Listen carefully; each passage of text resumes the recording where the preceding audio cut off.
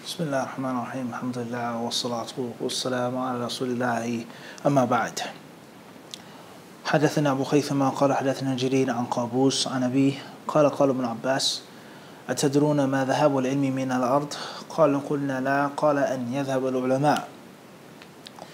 Narrated Jarir from Qabus from his father, who narrated from Ibn Abbas, the Messenger of Allah, or not the Messenger of Allah, Ibn Abbas radiallahu anhu, he is quoted to have said, and then this chain is not necessarily the most authentic chain.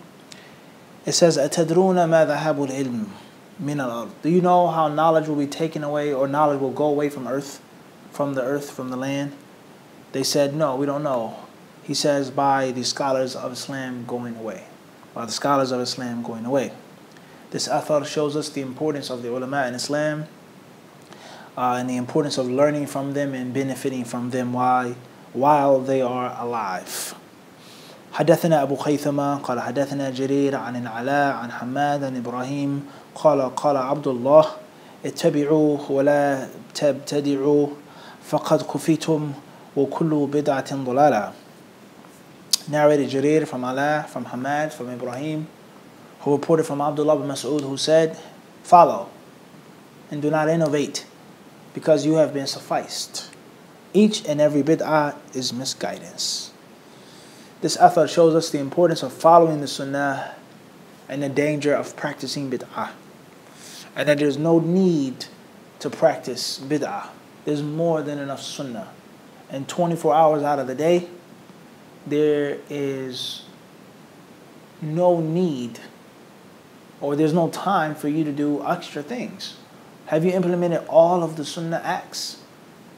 Visiting a sick person, following a funeral procession, praying at night, making the jama'ah, doing this, doing that. So many different things in a day that are authentic sunnahs. How many of them have you done? There's no time, there's no energy for bid'ah. You've been sufficed.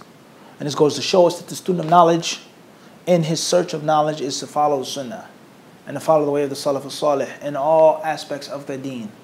In all aspects of the deen. حدثنا أبو خيثمة قال حدثنا جرير عن قابوس قال قلت لأبي كيف تأتي علقمة وتدع أصحاب محمد صلى الله عليه وسلم قال يا بني إن أصحاب محمد كانوا يسألونه. Narrated Jarir from Qabus, who says, one day I asked my father, how do you go to Alqama? Alqama from the Salaf, Alqama ibn Waqas al-Laythi. How do you go to him, but you don't go to the companions of the Messenger of Allah, Muhammad alayhi salatu wasalam? How is this? He says, O son, the companions of the Messenger of Allah sallallahu alaihi wasallam used to ask him. Now this is a very, very thought-provoking athar here. And it goes, or the main lesson is that you are to sit with those who are most qualified. Sit with the sharpest, the best. Even if they're younger, or of a different race, or a different age, or a different status, or a different whatever, you are to take the sharpest knife out of the tool shed. The sharpest saw out of the tool shed. It doesn't matter, the biggest saw, the oldest saw, the most famous saw, the saw that cuts the wood the best. Alright? And if you only but knew, the people that you are saying I should go sit with and learn from, they go to him and they ask him and they benefit from him. So that's the importance that's the main lesson from that athar. And like many other athar, it just goes to show how many people pick and choose athar that they want to pick and choose and neglect others. Why are you sitting with Brother Fulan? And why are you studying with Sheikh Fulan? And Sheikh Fulan's alive. Okay, he is. But is Sheikh Fulan teaching this book? Is Sheikh Fulan an expert in this field? Can he give what this person is offering? Okay? Or someone who speaks someone's language and knows the culture and can give them special time and attention. Can he do the same? So it's about fa'idah, it's about hikmah, wisdom, it's about knowledge. It's not about personality. They used to ask Alqama, so I'm going to sit with Alqama, even though the companions are bigger and greater. Okay? So it doesn't mean that Alqama was more knowledgeable than all of the Sahaba. It doesn't mean that. But the point is clearly proven. The importance of being blind to color, race, and age, and gender, and only looking for fa'idah. Whoever has the best fa'idah, that's what I'm going to go and get it, inshallah ta'ala. And also goes to show us the concept of al-intiqa. Intiqa al-shuyukh is selecting your teachers, selecting those who you sit with. You go to Medina, you can't sit in every class, you can't learn everything. You can't be in every place at every time. So you have to be selective. You have to be selective with your time. حدثنا أبو خيثمة قال حدثنا جرير عن عمارة بن القعقاع قال لي إبراهيم حدثني عن أبي زرعة فإني سألته عن حديث ثم سألته عنه بعد سنتين فما أخرم منه حرفا. It's narrated from Jarir, from Umar ibn al-Qa'qa', who said that Ibrahim said to me, he reported from Abu Zur'ah, who said, Haddathani, he says it was a hadith that I was narrated to Abu Zur'ah, okay, Amr ibn Jarir, the tabi'i, the student of Abu Hurairah. Said I asked him about a hadith, or I told him a hadith. It was a hadith, a discussion that we had. Or I asked him about the hadith, and then 2 years later I came back and I asked him again. And there wasn't one letter different. Meaning that he had memorized it and related it just as he did 2 years before, that he remained sharp. He remained accurate. So this goes to show us the virtue of this tabi'i, and the importance of review, the importance of revision, and the importance of remaining sharp, keeping skills, keeping your memory in check, looking after it. Type. And one of the most damaging things that can take place to one's studies or one's memory is time. Oftentimes it's time. Like steel, rust, dust, just the wear and tear, and not even wear and tear, but the passing of time, the heat, the sun, the water, the snow, the salt, the things that fall on the concrete and the asphalt. And time goes by and the road falls apart. It needs to be maintained. As they say, as-siyana, right? Maintenance. So you have to stay up on your memorization. You have to stay up on your Quran, on your Arabic, on your Hadith. Got to always be involved and engaged with knowledge. And if not, you lose your edge. Next athar says, حدثنا أبو خيثمة قال حدثنا جرير عن الأعمش عن أبي سفيان عن عبيد بن عمير قال من يريد الله به خيرا يفقهه في الدين ويلهمه رشده فيه. Reported from Jarir, from Amash, from Abu Sufyan, from Ubayd ibn Umayr, who says that whoever Allah wants good for, He gives him fiqh of the deen and inspires him to be upright and righteous on the straight path. He gives him the good inspiration. And we've explained that before.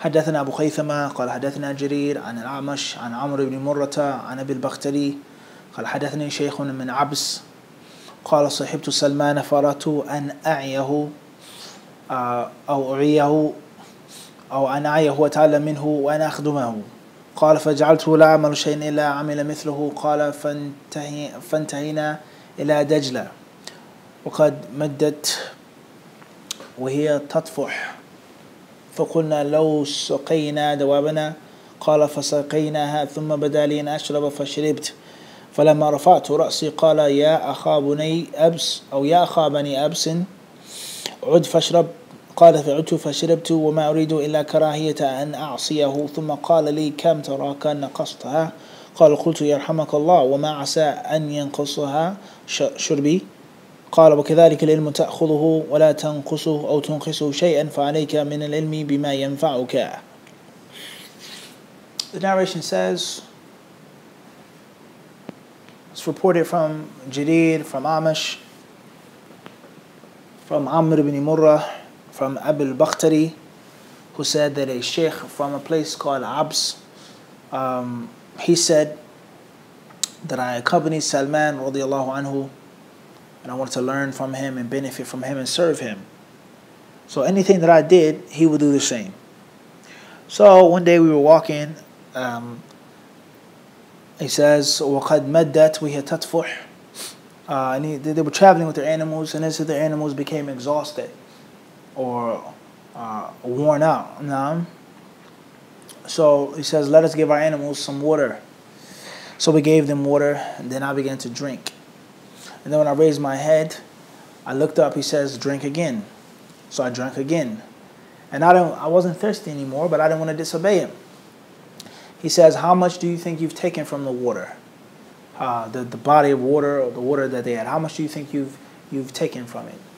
He says, I don't think that I've taken anything from it. What can my little bit of drinking do to this water? He said, that's knowledge when you take it. You can't strip knowledge. You can't take anything from knowledge. No matter how much you get from it, knowledge is always going to be as it is. So take the knowledge that benefits you. Take the knowledge that benefits you. Suck it up. Drink it up. Pour out your cup. Scoop as much knowledge as you possibly can. بإذن الله تعالى. حدثنا أبو خيثمة قال حدثنا معاوية بن عمرو قال حدثنا زائدة عن الأعمش عن مسلم عن مسروق أنه قال جلست أصحاب رسول الله صلى الله عليه وسلم فكانوا كالإخاذ يروي الراكب والإخاذ يروي الراكبين والإخاذ يروي العشرة والإخاذ لو نزل به أهل الأرض لأصدرهم وإن عبد الله من تلك الإخاذ. He says here, narrated Muawiyah ibn Amr from Zaida, from Amash, from Muslim, from Masruq, who said, I sat with the companions of the Messenger of Allah alayhi salatu wasalam, and they were like a large body of water, like a pool or a pond of water, a lake, or he says there are some parts of water, some bodies of water that would fill up one rider, 2 riders, 3 riders, etc., 10 riders, etc. And there's some that would give everybody enough water. He says that's how the companions were.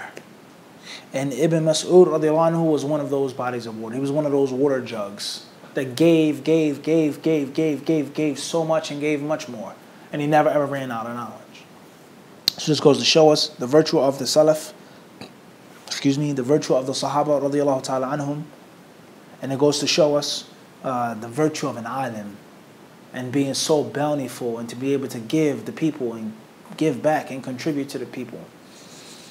Chapter or Athar number 60. حدثنا أبو خيثمة قال حدثنا جرير عن الأعمش عن أبي وائل قال عبد الله لو أن علم عمر بن الخطاب رضي الله عنه وضع في كفة الميزان ووضع علم أهل الأرض في كفة لرجح علم عمر بن الخطاب رضي الله عنه. The next Athar is reported from Jarir, from A'mash, from Abu Wa'il, who said that Abdullah ibn Mas'ud said, if the knowledge of Umar ibn al-Khattab radiallahu anhu was placed on one side of the scale, and the knowledge of the rest of the people on another side, Umar radiallahu anhu's scale would be heavier. It would be heavier. This shows us the virtue of Umar radiallahu anhu, the fiqh of Umar, the ilm of Umar, and it goes to show us how Allah chooses certain people for certain things. And we should not just read this athar and that's it. We should read it and reflect upon it and try to govern our lives thereby.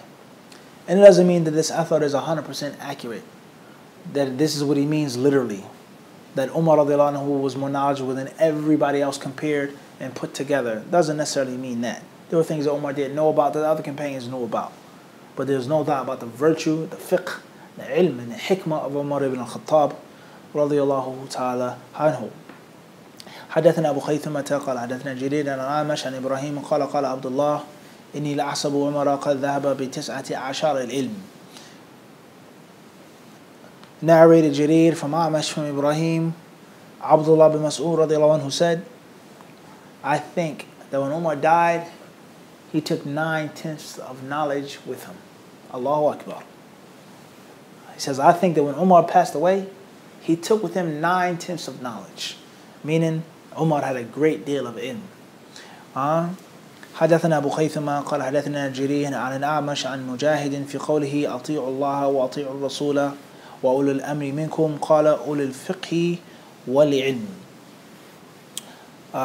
Jarir narrates from Amash, from Mujahid, who said in the tafsir of Allah's statement in Surah An-Nisa, obey Allah and obey the Messenger and those who are in authority from among you. He says what's mean by ulul amr, those who are in authority, he says the people of fiqh and ilm. The people of fiqh and the people of ilm, they are from the authority, the rulers, the ulama, the people of knowledge. And when they give the fatwa that's in accordance with kitab and sunnah, and there's nothing that goes against that fatwa that's more strong, that's more sound, then you have to obey them and take that ruling. Moving forward to the next أثر. حدثنا أبو خيثمة قال حدثنا جرير عن الأعمش قال كنت أسمع الحديث فأذكره لإبراهيم فإما أن يحدثني به أو يزيدني فيه. Narrated Jarir from Amash, who said that I used to hear the hadith, I used to learn hadith, and I would go to Ibrahim al-Nakha'i and I would tell him what I heard. And he would do one or two things. Either he would tell me exactly what I heard, or he would give me more. The virtue of Ibrahim al-Nakha'i from the Salaf, and it just goes to show you the profound amount of ilm of the Salaf al-Salih and how they looked after the hadith of the Messenger of Allah alayhi salatu wasalam. We'll stop here in this session. Wa sallallahu sallam wa barak ala abdihi wa rasulihi nabina wa imamina Muhammad.